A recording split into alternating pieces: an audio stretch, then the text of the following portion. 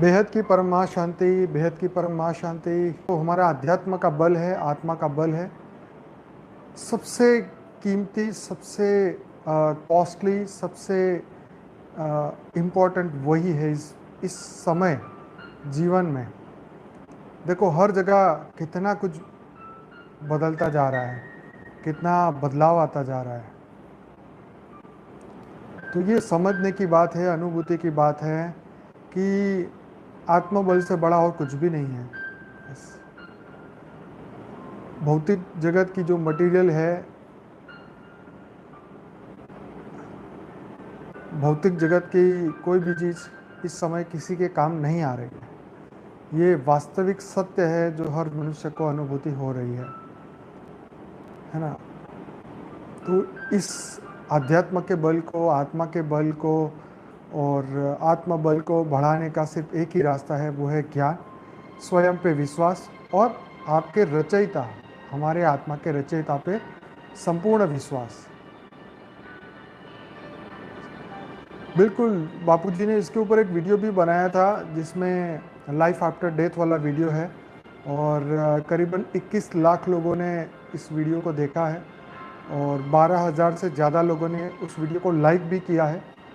उसके अंदर बापूजी ने बताया है कि सुसाइड करने वाले जो है वो आत्मा की गति, उनको भूत प्रेत अवस्था में ही जाना पड़ता है और ये वीडियो ज़रूर देखना चाहिए। यस, लाइफ आफ्टर सुसाइड वो सब बताया हुआ है, वो आप देखिए, life after death part 1 and 2। अब तो वो इंग्लिश में भी है, इंग्लिश में भी हमने रखा है, हिंदी के पार्ट 1 एंड 2 है। हमारे यूट्यूब चैनल में सबसे बढ़िया फेमस वीडियो वही है, वहीं से ये सभी लोगों की शुरुआत ज़्यादातर होती है।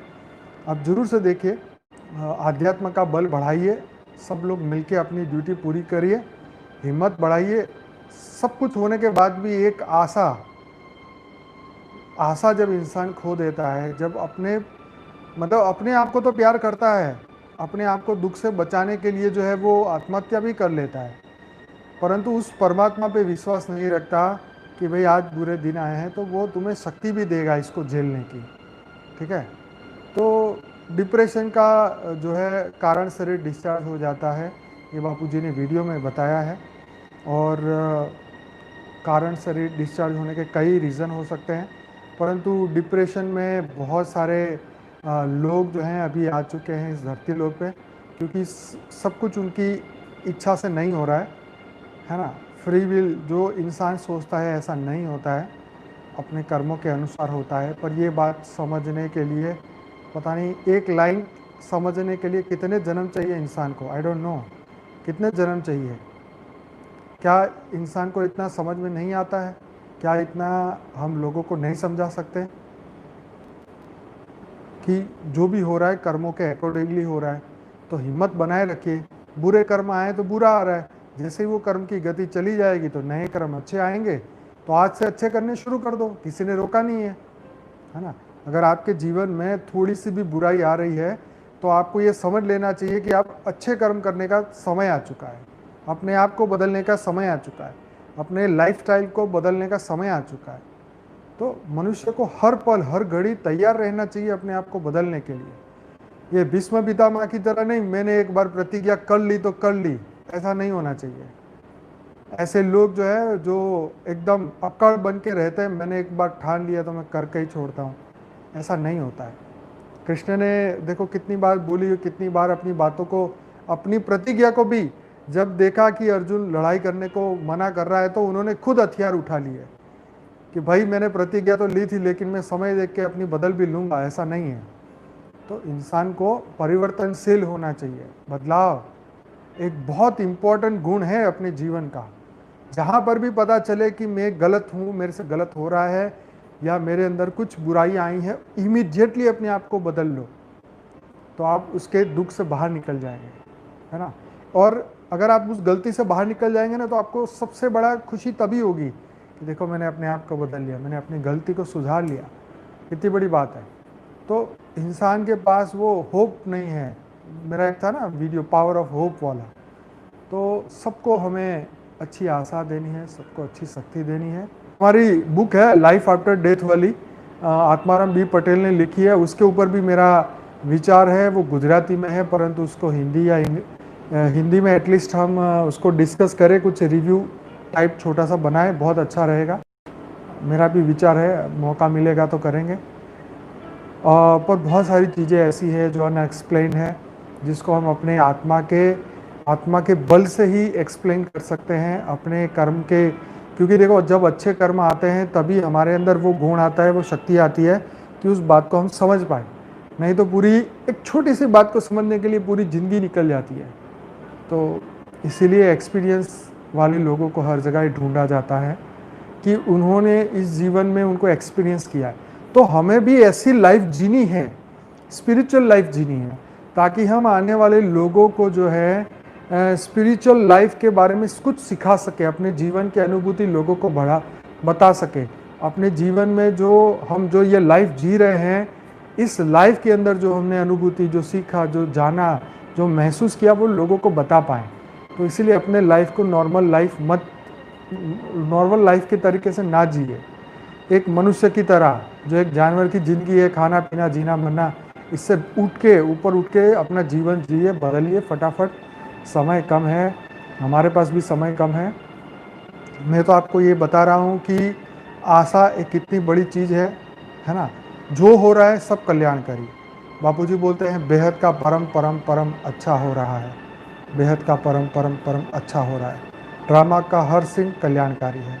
जो होगा बढ़िया होगा, जो हो रहा है बढ़िया हो रहा है। बस इसी में अपने आप को खुश रखिए। खुशी जैसा कोई खुराक नहीं। देखो, इतना बड़ा एक्टर है, करोड़ों रुपए की उसकी प्रॉपर्टी होगी, करोड़ों रुपए कमाता होगा हर साल, लेकिन आज उसके साथ कुछ भी नहीं आया। अब भूत प्रेत बनने के बाद तो अब उसकी तो कोई सुन ही नहीं पाएगा ना। धरती लोक का मनुष्य तो कोई नहीं सुन पाएगा। अब सूक्ष्म जगत की आत्माएं उसका सुनेंगी, लेकिन अब वहाँ पे उसकी कोई एक्टर नहीं है वहाँ पे। वहाँ तो बस एक भूत प्रेत है, नथिंग एल्स, और कुछ भी नहीं, है ना। सूक्ष्म जगत में ये चीज़ें नहीं देखी जाती कि आप धरती लोक पे कितने पहाड़ तोड़ के आए हैं। हाँ जी, बस यही देखा जाता है कि आपकी आत्मा के अंदर वो पावर कितनी है, आपके अंदर परम प्रकाश, परम लाइट कितनी है।